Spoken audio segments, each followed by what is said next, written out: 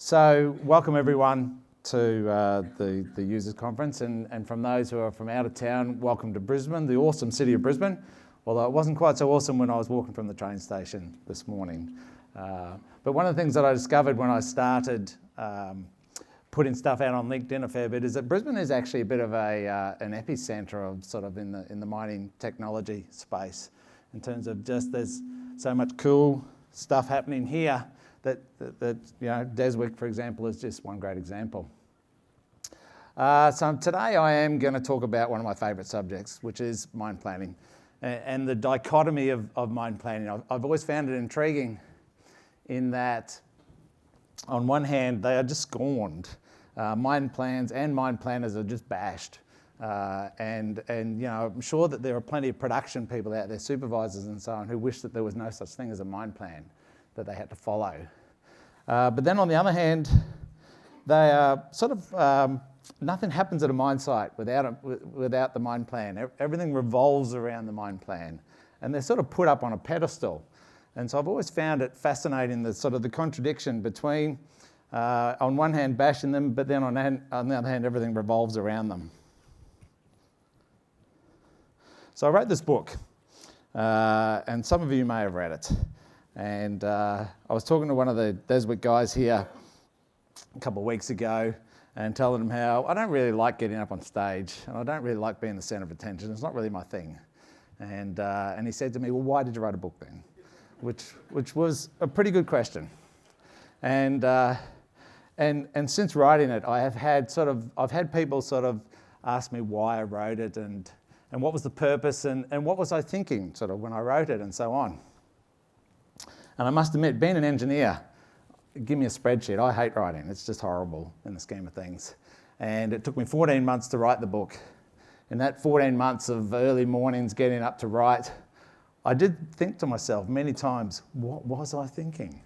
And so really, one of the things that I wanted to do was that, for me, mine planning meets the definition of insanity in the scheme of things. You know, we continue to do the same thing, and we roll out these plans on this regular basis, routine mine planning, and that's from sort of daily and weekly all the way up to sort of life of mine. And fundamentally, they're wrong. You know, we put a lot of work into them, but so often, I've always sort of said that so often they're redundant before you've even finished your mine planning meeting. In the scheme of things. And you know, so we roll out these plans on a routine basis, and it's almost like maybe this time will be right, sort of, or maybe next time will be right, right? So when I wrote the book, I really wanted to challenge some of the paradigms around mine planning.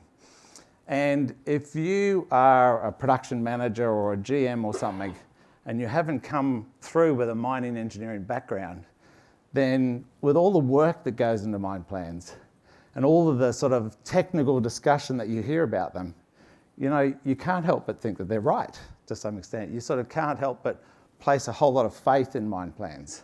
And I think that's unfounded faith to some extent. And so for me, the whole writing of the book wasn't so much targeted at mine planners. I've had mine planners read the book and or read the table of contents and said to me, I knew what every chapter was about just from reading the table of contents. You know, there was never any fears of mine planners not relating to what I sort of wrote because I was writing from a mine planner's perspective. But really for me, the target audience was more sort of GMs and above in companies, because some of the changes that need to happen in the mine planning space are not going to be so much driven by mine planners. You know, things like today, for example, I'm talking about stochastic scheduling. Mine planners would love some of that sort of capability and so on, and would love to get rid of the whole, you know, optimistic mine plans and all those sorts of things. But there's only so much that mine planners can drive. A lot of this is more driven at a more senior level in the company. And so when I was thinking about what am I going to write about, I could have written a sort of a mine planning 101 book, you know, planning for beginners type thing that could have been a book used in universities or those sorts of things. Or I could have written a sort of a tongue-in-cheek type funny things that I've seen in the mining industry and so on. but they weren't really going to cause the change that I am hoping to sort of cause to some extent, which is that challenging what we do in mine planning now and fixing sort of mine planning going forwards. Now, in the book I took about the 10 crimes that I have seen, sort of 10 most common crimes that I've seen in the mine industry. And there are two real standouts for me when I sat down and wrote it.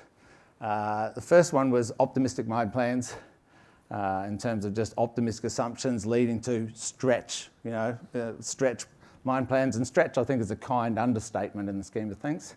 And the second one was our unwavering faith in deterministic scheduling and these deterministic plans that we produce. And when Deswik asked me to come along and speak, one of my questions for them was, well, what do you want me to talk about? Because maybe it makes some sense if I talk about something in terms of that ties in with where Deswik is going and so on. That would be logical. And to their credit, Deswik actually said, no, talk about anything you like. It's free. It doesn't have to be anything to do with what we're up to in Deswik and so on. So then for me, it became I'm either going to talk about optimistic mine plans or I'm going to talk about stochastic scheduling. And given that Deswik is a software company, I sort of thought, well, it probably makes more sense to talk about stochastic scheduling. And so that's what I'm going to talk about today.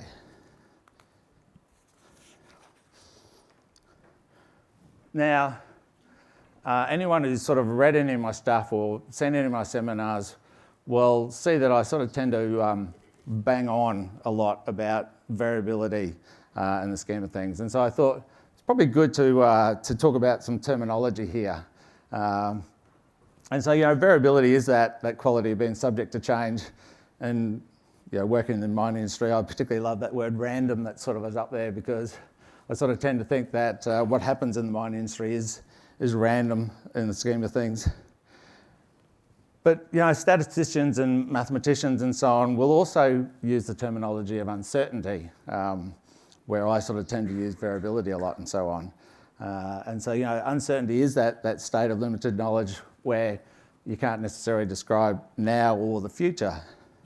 And I do tend to think that from a mine planning perspective, we think that we're describing the future fairly accurately, more accurately than what it is actually going to be. And then there's this other word that I think is underutilised a lot from a mine planning sort of perspective, and that's risk. And so, that's that chance of something happening that's going to have a negative impact.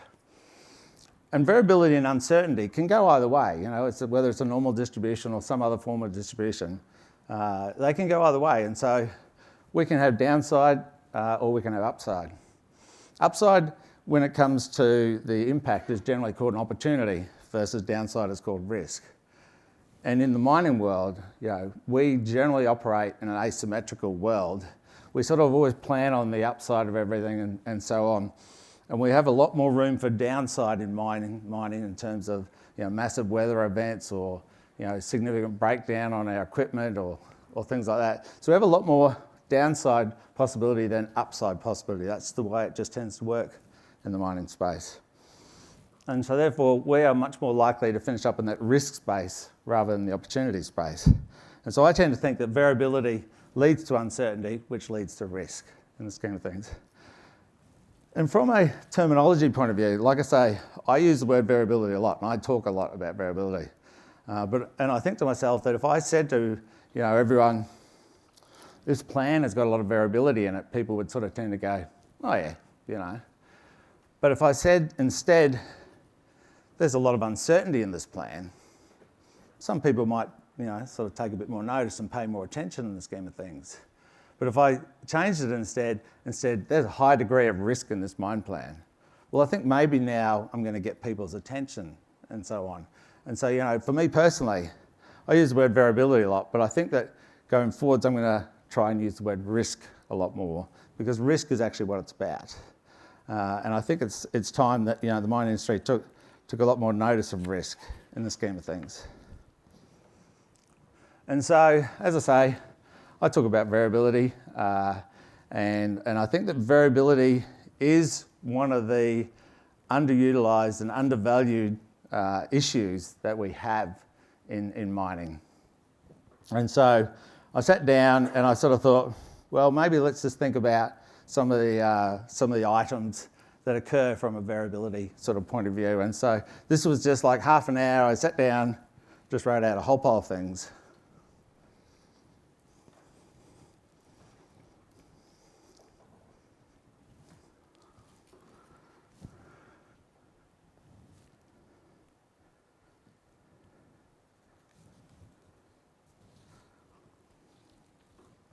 And the interesting thing about variability and risk is that we choose to some extent how much variability or risk that we build into our operations. And the mining industry actually chooses to operate on a fairly risked basis. And so a good example is maintenance. So in other industries, in non-mining industries, best practice, they will tend to set a best practice for unplanned or breakdown maintenance of somewhere around about 20% of your total maintenance time. So about 80% or so is preventative and 20% is breakdown. And that's sort of a target in other industries. Now I got some figures for about 50 digging units and so on that I could find, drag lines and shovels and those sorts of things. And the average across those numbers was breakdown was about 50%. And planned was about 50%. So where best practice in other industries might be 20% breakdown maintenance, the mining industry tends to operate at about 50% or so on instead. Now, obviously there's some logic behind that, right? Expensive costs of parts and so on. And so we tend to operate to failure rather than changing out ahead and so on. What we don't necessarily think about is that the level of variability that introduces into our mine plans, because we get all these unplanned breakdowns all the time. And not only do we get them regularly, but we don't know how long they're going to last. Now we could compare that, for example, with the airline industry, who tends to sit at the other end of the spectrum. And so, in the airline industry, right, if you're having a lot of breakdown maintenance and those sorts of things, then best case scenario, you've got a whole lot of passengers sitting in a terminal who get really cranky. The worst case scenario, your planes are falling out of the sky. And so that's not really a very good business model in the scheme of things. And so, from a planning perspective, airlines have to operate at a significantly different space in terms of being able to run to plan versus mines. If our equipment breaks down and so on, it's like, so be it, sort of, for example, right? A plane breaking down is a totally different thing. And so therefore the airline industry tends to operate with breakdown maintenance of about 5 to 10% of the total maintenance time versus our 50% sort of in the mining industry. Now I'm not necessarily saying which is right or which is wrong, and that the mining industry should choose to change and follow the airline industry or something, because that obviously comes at an extreme cost. What I am actually just trying to point out is the difference in risk between the two, and the difference in following plan in the airline industry versus following plan in the mining industry.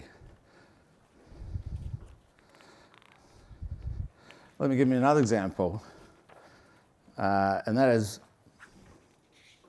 blasting. So we could choose from a blasting perspective to just put heaps of powder on the ground, blast the shit out of every blast, and everything would dig like cream, right? That would be a low-risk thing to do from the point of view of being able to follow plan. But we don't do that because that's a fairly cost-prohibitive process. And so again, we make a financial trade-off decision. And instead, we put the minimum amount of explosives in the ground that we think is going to get us the product that we want, which is a certain diggability or a certain cast or whatever it is, right? But in the drill and blast space, same as every other space in mining, we get lots of variability. Drill holes, were the holes drilled in the right location? Were they the right depth? Do we put the right stemming in?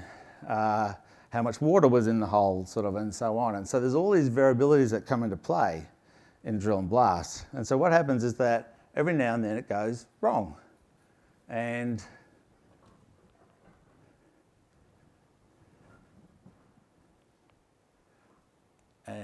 you get a blast that doesn't quite go to plan. And I must admit, when I watched this, I couldn't help but find myself laughing, and how glad I was that I wasn't the drill and blast engineer. And it's a long time since I've seen sort of that much fly rock. And the interesting thing about this was that I spoke to one of the guys involved. This is actually South Africa.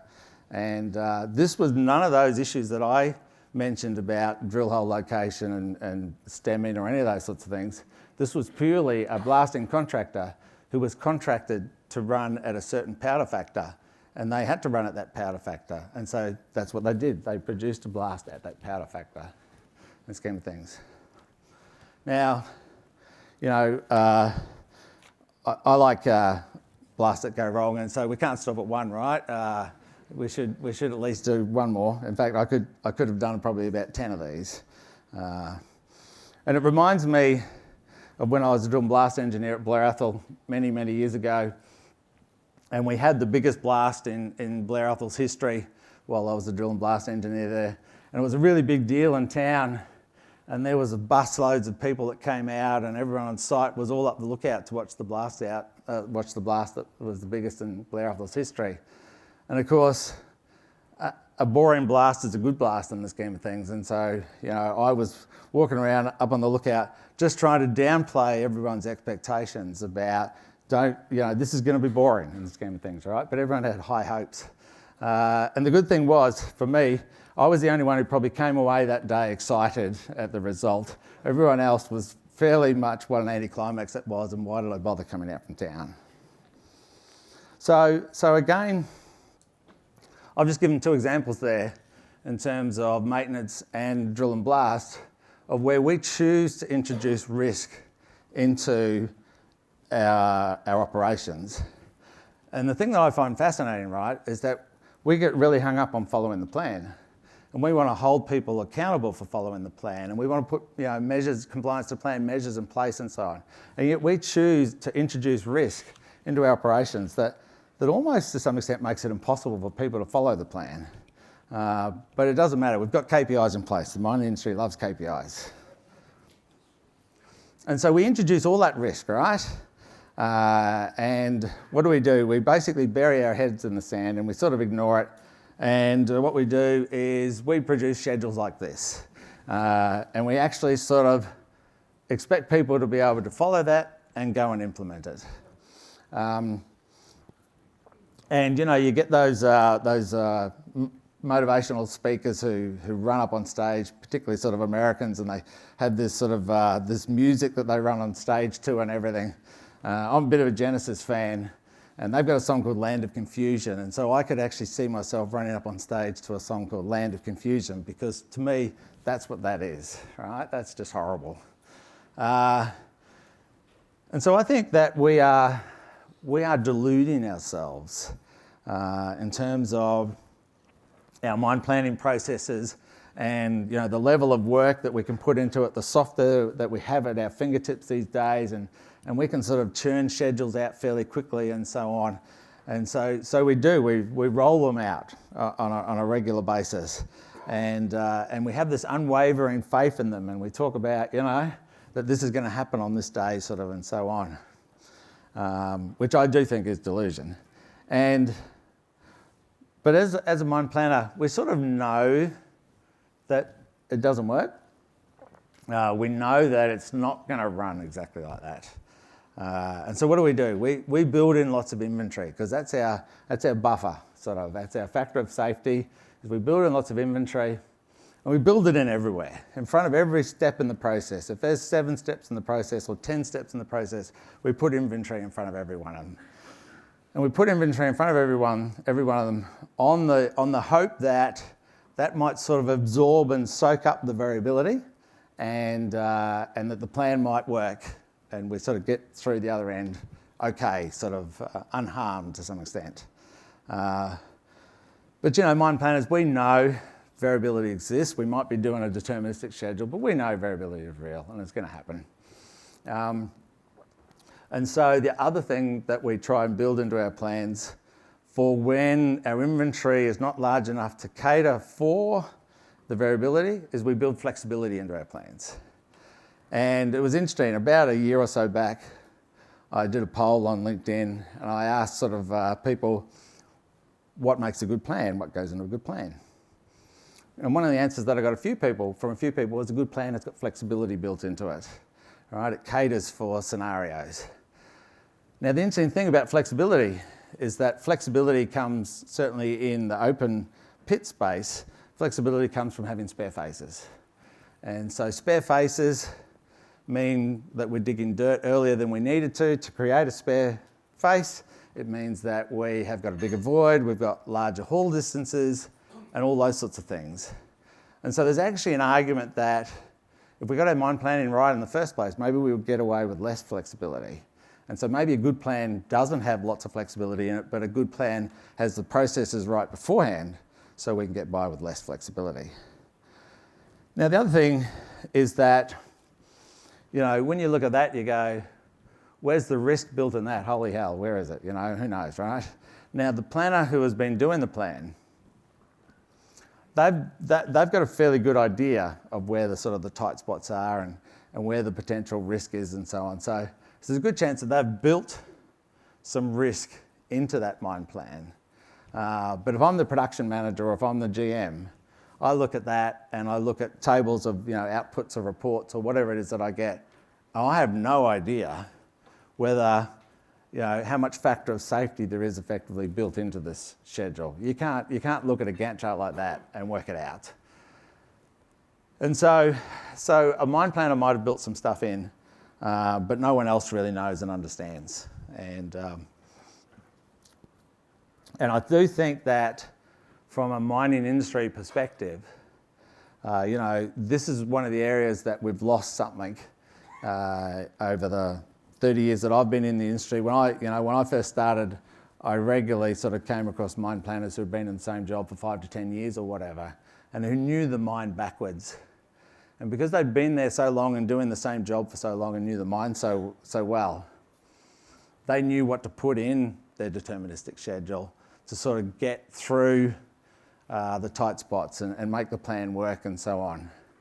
The industry's changed and we have a rapid turnover of employees these days. And so we don't have the same levels of experience typically in our mine planning as we used to have. We now have scheduling tools that we can run quicker, and so we can send out a plan quicker. But that doesn't necessarily cater for the lack of experience, the loss of experience that we have in the industry. And so what's the answer? I think the answer is that we introduce all this risk into our operations. And it's time for us to stop ignoring it, stop burying our heads in the sands to some extent and hoping that it's going to go away or whatever. And instead, to start actually building variability or risk. And so I should, as I said earlier, I should start using that word risk more rather than variability. But to start actually building risk into our mine planning. Now that is known as stochastic scheduling or probabilistic scheduling. When I was a young planning engineer a long time ago, I don't know that I'd even heard the words deterministic or stochastic or probabilistic. And they knew nothing to me until sort of a few years back. And so let's just quickly talk about stochastic scheduling and what it is. And so stochastic scheduling is actually introducing variability around when tasks are going to finish. So instead of having I won't worry about trying the pointer, instead of having a fixed end date of when blasting block B and drilling block C is going to finish, actually there's a range of times within which that could finish. And when you introduce variability and dependencies, and when I say dependencies, I don't mean scheduling rules and dependencies that we build into our Deswik schedules and so on, but I mean dependencies in terms of blasting block C can't happen until we've finished drilling block C. And so when you get the combination of variability and dependencies, you actually get this thing that happens that's called slippage, which is indicated by that P50 line where the completion of block C is now actually going to run late. It's a simple fact of life. And if you want to know any more about that, one of my articles on LinkedIn, I think it's about Article 15 I talk about the impact of dependencies and variability on mine plans, and how mine plans are never going to finish on time. Effectively, it's as simple as that. So, from a stochastic scheduling point of view, there are generally three things that we're going to think about varying, and so they are the ore body itself, our geological knowledge of it in terms of grades, yields, the quantity of ore that's there, the product grades that we're going to get out, and so on. The operating time, so the time usage model or the calendar or whatever it is, so that can vary, things such as wet weather and all those sorts of things. And the third one that we're going to vary is productivity, so in terms of our actual production rates.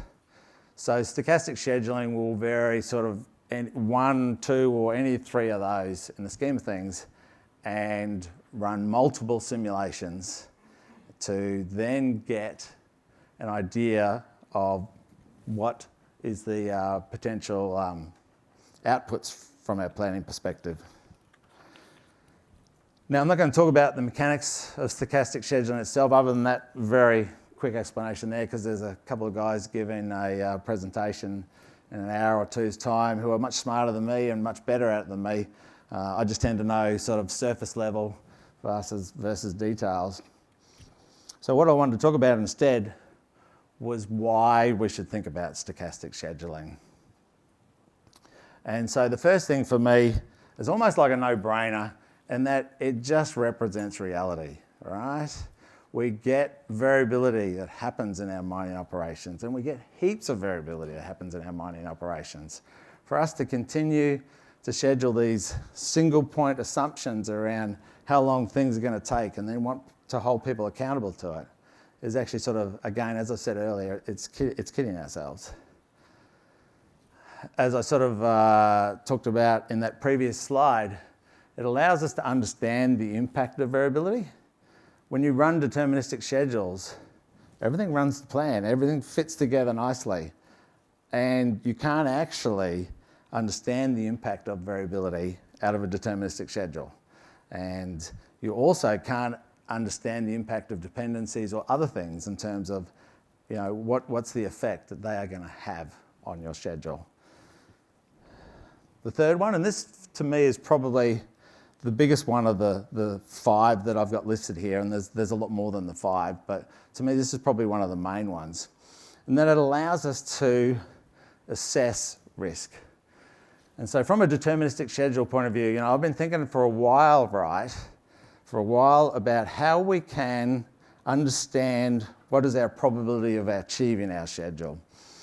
So we can take all our input assumptions in terms of calendars and production rates and all those sorts of things. We could look at all our equipment and we could work out the probability of each one of those items of equipment achieving what we've used in the plan. That's easy in the scheme of things.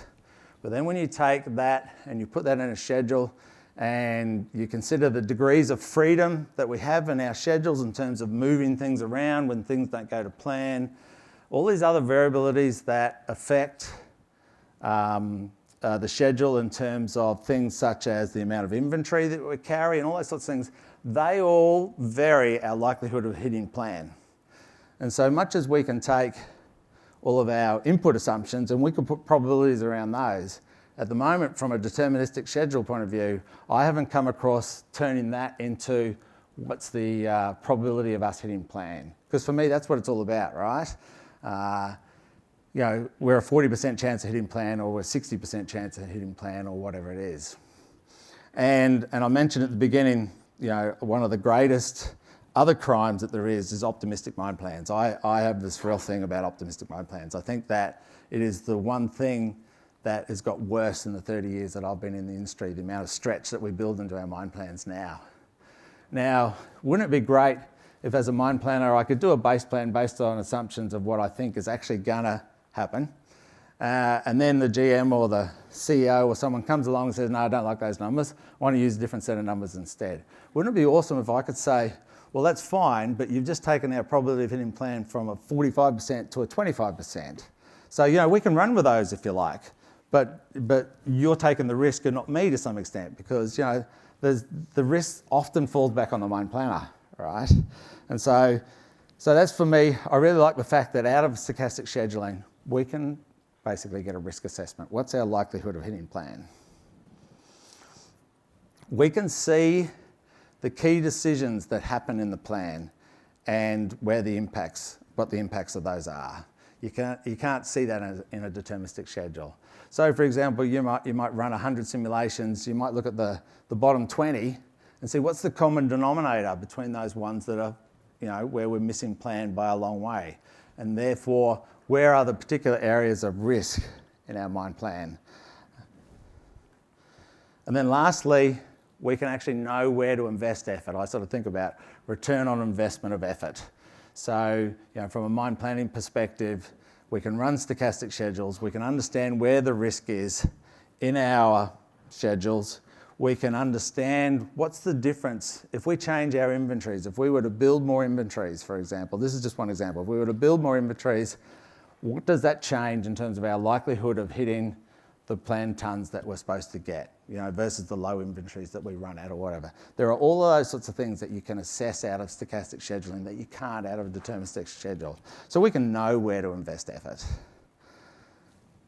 So thanks everyone for listening to me bang on about variability and risk and so on.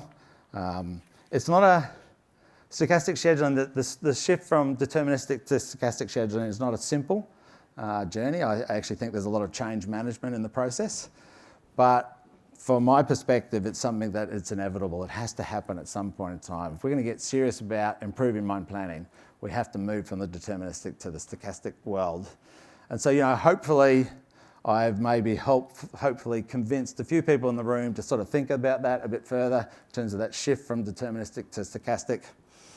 I'm going to be around for the day. In case you haven't worked it out, I love talking about mine planning, so feel free to come and chat with me about mine planning or mine engineering or anything like that. If you want to find me at any point in time, I'm not worried about putting my contact details or anything up there. Basically, you'll just find me on LinkedIn and feel free to send me a message and open a conversation. So thanks, everyone.